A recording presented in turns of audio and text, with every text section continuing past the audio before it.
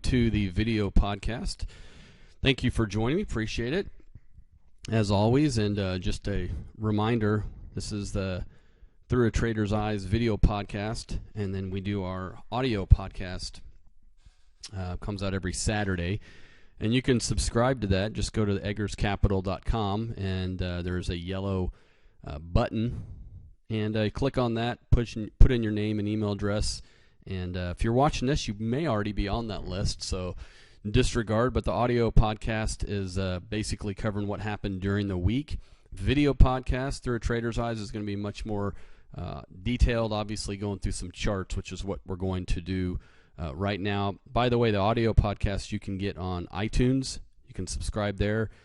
Stitcher is another place we're now having our podcast. If you want to subscribe on Stitcher, you can do that as well. And so let's just jump right into it. As you can see here, the stock market kind of broke out a little bit here, and a lot of people are watching this. And you know, if I zoom out, you can see what's been going on the last several months, where we've had this rolling over. And as we've done that, you know, and I'll just draw it here. You can see this. And then here's another one, and they're both saying, "Hey, aren't we going to see this again?" And I've been telling you that, yeah, the path of least resistance looks like it's down. However, the longer it can move sideways, which is what it's effectively been doing since the beginning of April, the better chance it has to go up. And remember, there's a lot of people that are out of this market right now because they're saying, "Look, it went back to the old highs. It can't get above the old highs. It's rolling over, so therefore I'm going to exit stocks." And it may still do that. I think what might be more likely, though, because we're not seeing a lot of we're seeing breadth pick up a little bit, but the demand for stocks still isn't what I would like to see. And so I think what's likely to happen is maybe you do get a breakout here, and you see we broke out of this little mini downtrend that we'd been in for a few weeks. Can we break out, go to new highs above 2130, let's call it, on the S&P 500? If we do that, and you see this thing work its way higher here, wrong tool, sorry about that. Let's say that this thing does work its way higher, comes up here, comes down, breaks out here. You're going to get a lot of buying in here, a lot of short covering. If that happens, don't be surprised to see this thing come up and then just come right back in here. Because remember, what's happening right now is, and I don't have it readily available, but you're seeing in the last few months, earnings have flattened out, and it's a very high correlation between what the profits of companies are doing and what the stock market's doing. And so they have flattened out. In fact, they're actually contracting. The growth rate is contracting a little bit. So that's what's happening. Plus, in the last few weeks, a big reason why you've been seeing this pullback a little bit is because the Fed is acting more hawkish. They're throwing out there more so that they may indeed raise interest rates in June. We'll see if they're going to do that or not. Again, if they raise them a quarter point, shouldn't be a huge deal. However, did they miss their window? Did they miss their opportunity to raise rates when they should have a year or so ago? And here they are now, and every time they talk about raising rates, the market pulls back, and then they decide they're not going to do it. But if you just look at their mandate, they probably should be raising them, but whether they will is a different story. But as for today, you know, look, we broke down below the 50-day moving average, which is this blue line here. And you see this little reversal we had, but we broke down below it. Everybody said, "Oh, we're definitely heading down." And now we're right back here, backing up. And of course, the blue line, which is the 50-day moving average, crossing above this other moving average. So the bottom line is the 50's kind of still moving up, you know, lower left, upper right. But and it's still above the 200 and all of that. So today was kind of a risk-on day. But again, it was one of those days where if you looked at a lot of different stocks, not just the leaders, but a bunch of them, you would see there's still a lot of stocks down on the day. And so that's not a healthy thing. Now, you did see, if you look at the Russell 2000, up 2% today. So remember, most of the indices were up about 1%. Russell 2000 up 2%. And again, I think this is an area that is probably undervalued because it's been beaten up, and we know that so much money's flocked into the S&P 500 because that's where the dividends are. So Russell led the way today. Mid caps also. Kind of like this picture. The reason I like this picture is because what we've been seeing is, and I'll just draw it here with a line, but we had this downtrend in place, broke above it here, kind of came down a little bit, and now we could be taken off again. So I like what the mid caps are doing.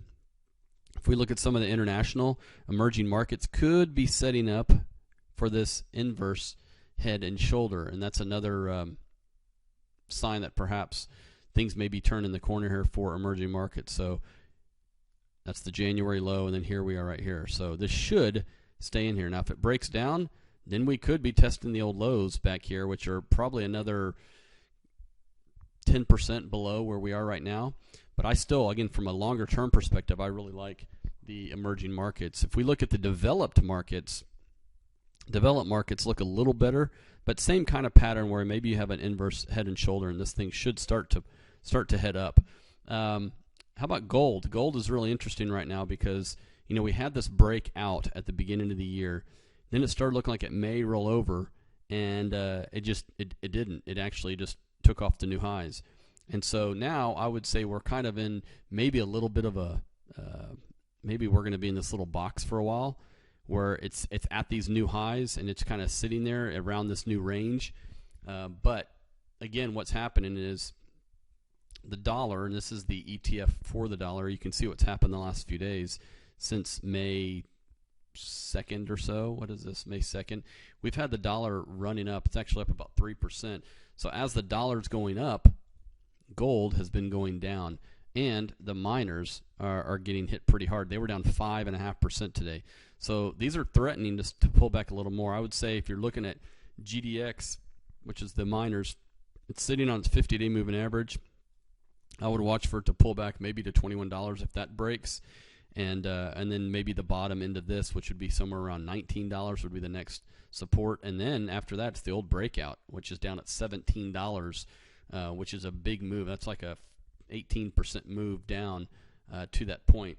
So watch the miners. There was a little bit of rotation going on. Now, one of the areas that was bright today was the home builders. There's two home building ETFs. ITB is almost the pure home builders.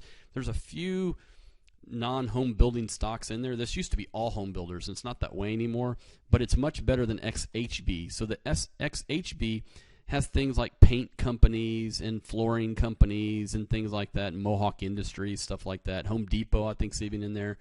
And so it's more of that whole play of the pin action of things that are benefiting from home builders. But if you just want the actual home builders, and it's not pure, but it's better than XHB, ITB is the one. And I like this, not necessarily just the chart, because the chart you could still argue is rolling over, but I like it because of the fundamental story more so. And again, you can see here, this thing is could be rolling over. So again, what we really need to see is some constructive where this thing's starting to do that.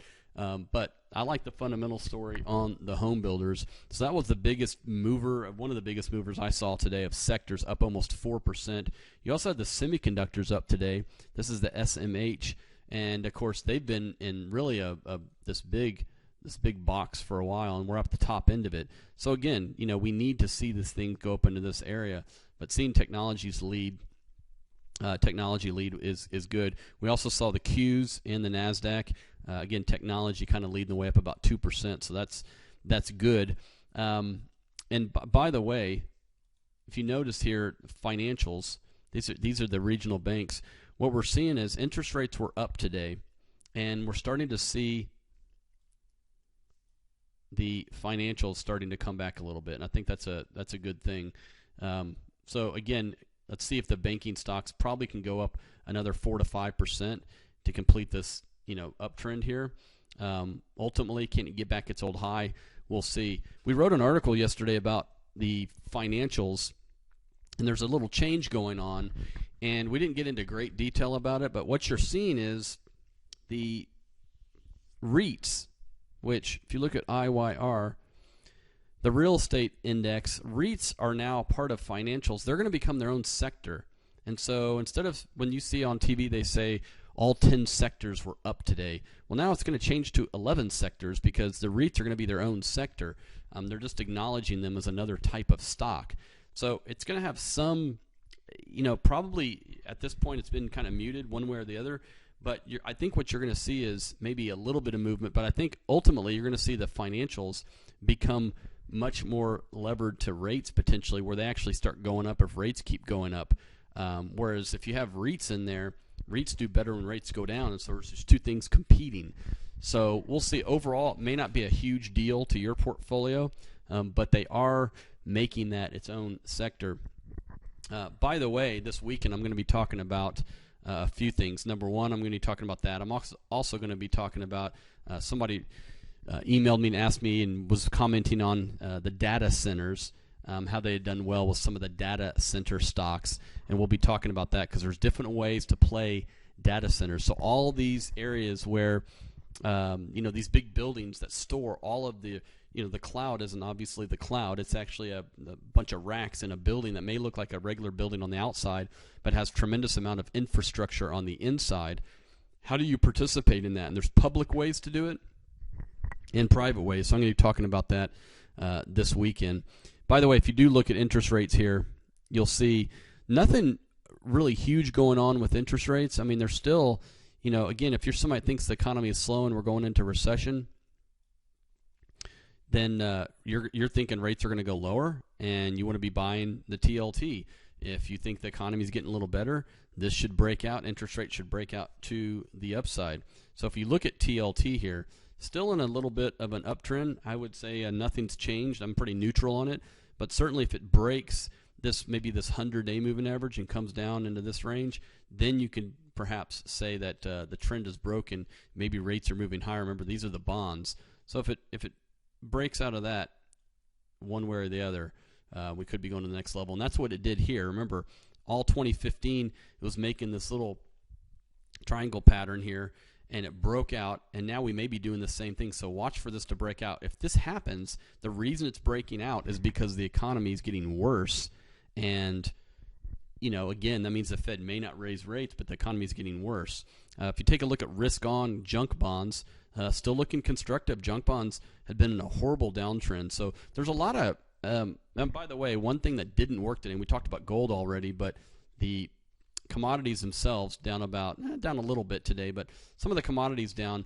But overall, I would say we have a lot of good things going on that have changed in the last few weeks. When you take a look at financials coming back, when you take a look at junk bonds coming back, when you take a look at international doing much better, and interest rates going up, those are all good things. I still believe, though, that we need to see there's still not a lot of intensity, and it's because the average Joe still isn't wanting to be in this market. And they're still looking at the election. They're looking at the Fed. They're looking at earnings going flat, all these different things. But that's just when something happens that you may not expect. So perhaps watch to see if this breaks out. And if it does, there may be a big blow off top where it actually people flood into the market because they say, I didn't think it was going to go up. And then they sell and it starts to come down. You get something more severe. So just keep a balanced approach. That's really what we're doing. We've got some things that aren't in the public markets that we invest in. We've got some things that are in the public markets. We've got some income. We've got some more trades that are probably a little more aggressive. But overall, today was a pretty good day when even some of the staples like healthcare and utilities were up. Consumer staples, and of course you had discretionary was up on the day. So all these things are up over 1%. Staples up 0.84%. So they lagged, but they were still up on the day. The things that were down, as we mentioned, were bonds, commodities, and gold, and some of the mining stocks were down. Other than that, pretty much everything across the board was up. But the bottom line to today was this little bitty breakout. This is what people are talking about. And so we have a good chance at this point. Some of the longer-term things, medium-term things are starting to look a little better to perhaps make another run.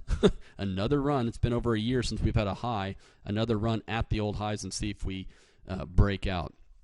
Hey, don't forget, keep your questions coming to Karl, Karl, at eggerscapital.com. And don't forget to tune into the audio podcast over the weekend. We'll cover everything that happened this week because we're only here on Tuesday right now, so there's still a lot to go later this week. All right, guys, take care. Have a wonderful evening.